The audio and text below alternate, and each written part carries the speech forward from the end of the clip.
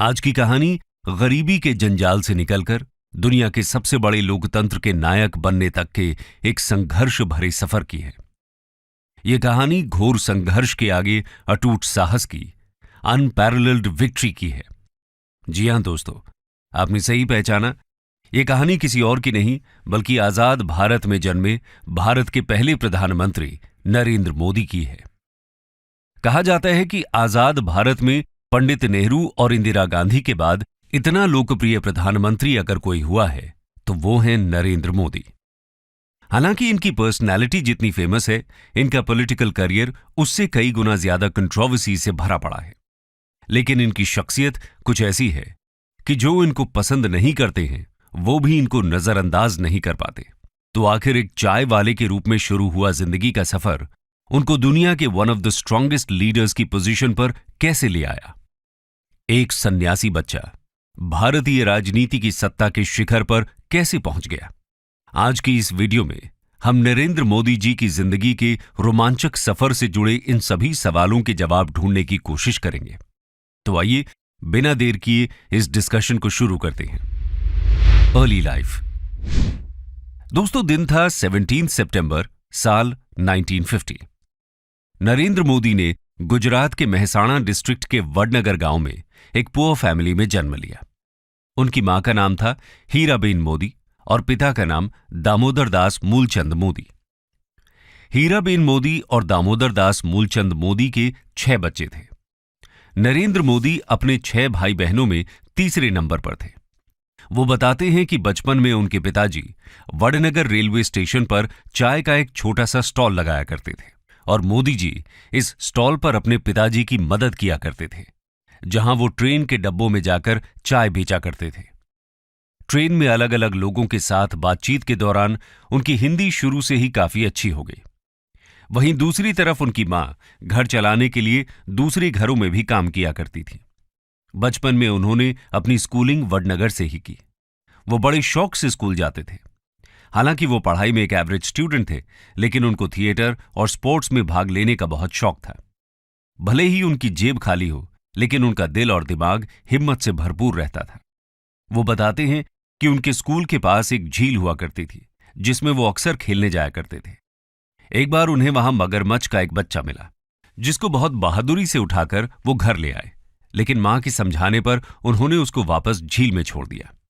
खैर, नरेंद्र मोदी बचपन से ही स्वामी विवेकानंद जी से बहुत ज्यादा इंस्पायर्ड थे। वो अक्सर फ्री टाइम में उनकी किताबों को पढ़ा करते थे।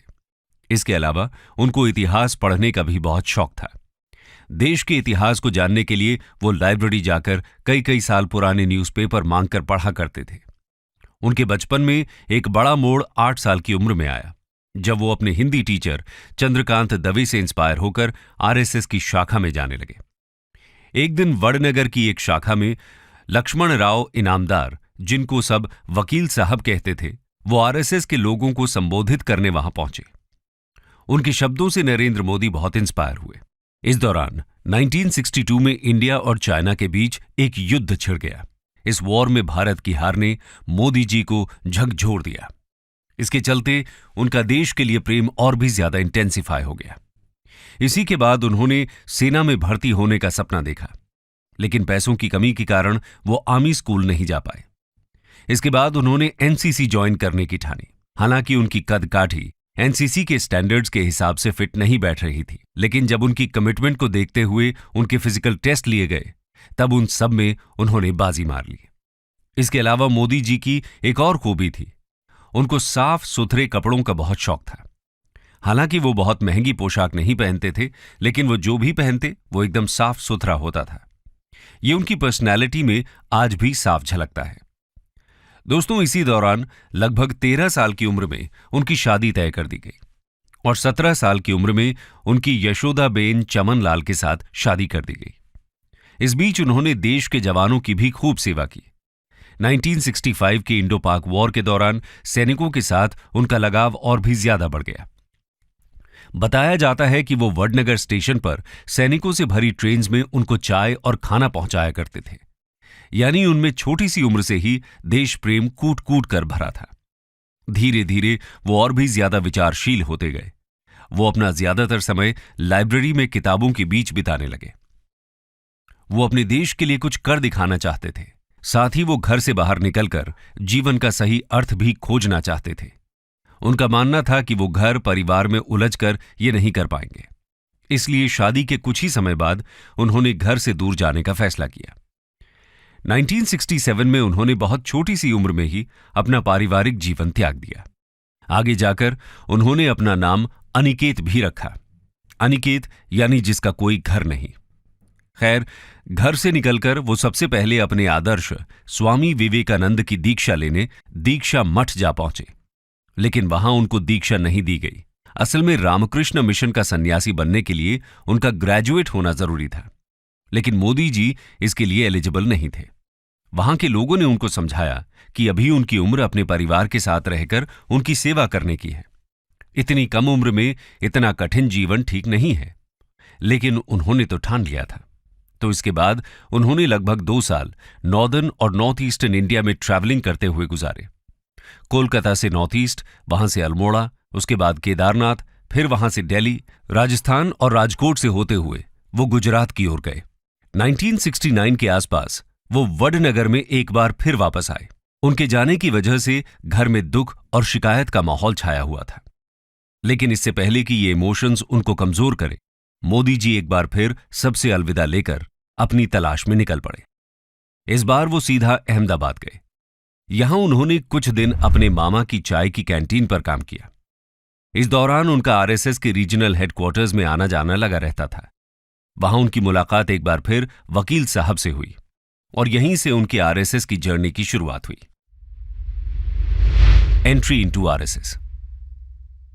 दोस्तों, जब वकील साहब की नजर नरेंद्र मोदी पर पड़ी तो उन्होंने उनमें बहुत सी खूबियां नोट की। वकील साहब भी उनसे बहुत प्रभावित थे। अहमदाबाद पहुंचकर वकील साहब ने आरएसएस के गुजरात हेडक्वार्टर्स में मोदी जी के रहने के सभी अरेंजमेंट्स करा दिए। 1971 में 18 साल की उम्र में ही उन्होंने राष्ट्रीय सेवक संघ यानी आरएसएस को ज्वाइन कर लिया और यहां उन्होंने आरएसएस के प्रचारक के रूप में काम करना शुरू कर दिया। अब वो अपना पूरा समय आरएसएस के कामों में बिताने लगे। इस समय उन्होंने गुजरात के कोने कोने में अलग अलग विषयों पर काम किया, जिसकी वजह से उनको लोगों के दुख दर्द की समझ बहुत अच्छे तरीके से होने लगी। आरएसएस में भी वो दिन रात लोगों के बीच जमकर मेहनत किया करते थे। मेहमानों को जगाना, लोगों को चाय नाश्ता देना, ऑफिस की साफ सफाई करना, ये सब उन्हीं के जिम्मे था। इस दौरान मोदी जी ने अपनी पढ़ाई बीच में ही छोड़ दी थी। उस समय वकील साहब ने उनको अपनी पढ़ाई पूरा करने के लिए भी प्रोत्साहित किया। कहा जाता है कि वकील साहब का मोदी जी की पर्सनालिटी को निखारने में बहुत बड़ा योगदान रहा। पीएम मोदी बताते हैं कि उन्होंने अपना यूथ ज्यादातर वकील साहब के साथ ही बिताया। उन्होंने काफी लंबे समय तक मोदी जी का मार्गदर्शन किया। ये आगे चलकर मोदी जी के सलाहकार भी बने। खैर, 1975 में देश में लगी इमरजेंसी के दौरान जब आरएसएस जैसी संस्थाओं को बैन कर दिया गया, उस समय भी मोदी जी अपने काम से पीछे नहीं हटे। उस समय उनको इस इमरजेंसी का विरोध करने की अहम जिम्मेदारी सौंपी गई। उन्होंने अपनी जिम्मेदारी को बखूबी निभाया। इसके बाद आरएसएस में उनका ओहदा पहले से कई गुना बढ़ गया। 1978 में उनको आरएसएस का रीजनल ऑर्गेनाइजर बनाया गया। कुछ समय सूरत और वडोदरा में काम करने के बाद 1979 में उनको आरएसएस की दिल्ली ब्रांच में भेजा गया। दिल्ली से वो कुछ समय बाद एक बार फिर गुजरात वापस लौटे। इस दौरान उन्होंने एक बुक भी लिखी जिसका नाम था संघर्ष मां गुजरात। इस बुक में उन्होंने गुजरात की पॉलिटिक्स और सोसाइटी को बहुत गहराई से डिस्कस किया।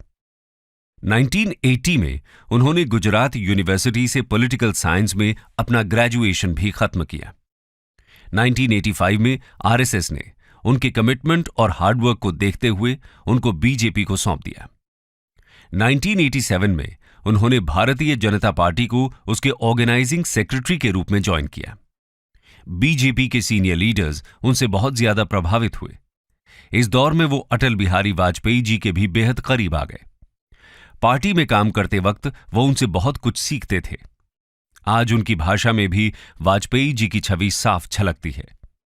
खैर, कुल मिलाकर मोदी जी जहां भी गए उन्होंने लोगों को अपना दीवाना बना दिया। बीजेपी में भी कुछ ऐसा ही हुआ और उनकी मेहनत जल्द ही रंग लाई। 1990 में उनको बीजेपी की नेशनल इलेक्शन कमेटी में इलेक्ट किया गया। अपने इसी रोल के चलते 1990 में उन्होंने लाल कृष्ण आडवाणी की भव्य रथ यात्रा का शानदार आयोजन किया। सोमनाथ से लेकर मुंबई तक चली इस रथ यात्रा में मोदी जी ने आडवाणी के सारथी का काम किया। इतना ही नहीं, उन्होंने गुजरात के स्टेट असेंबली इलेक्शंस में बीजेपी के लिए एक शानदार स्ट्रैटेजी तैयार की। इसी के चलते 1995 में बीजेपी ने गुजरात असेंबली इलेक्शंस में मेजॉरिटी के साथ जीत हासिल की। अपने इस कंट्रीब्यूशन के कारण मोदी जी 1998 में पार्टी के जनरल सेक्रेटरी बन गए। यानी उनकी काबिलियत की बदौलत बीजेपी में भी उनको बहुत तेजी से कामयाबी हासिल हुई। Entry in politics.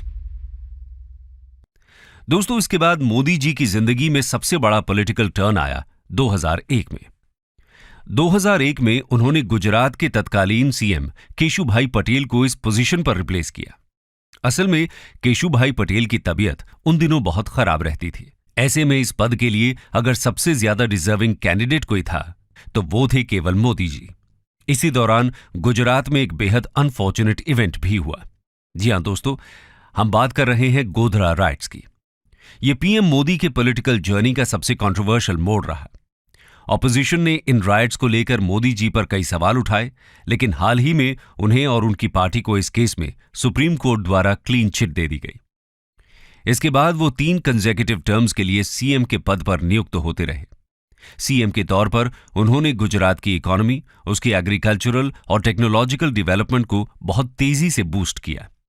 हालांकि गुजरात हमेशा से इंडिया के डेवलप्ड स्टेट्स में से एक रहा, लेकिन मोदी जी के आने के बाद इस स्टेट के डेवलपमेंट में 4 चांद लग गए। 2001 से 2010 तक गुजरात ने 10.9% का ग्रोथ रेट अचीव किया, जो उस समय देश के बाकी सभी स्टेट्स में से सबसे ज्यादा था।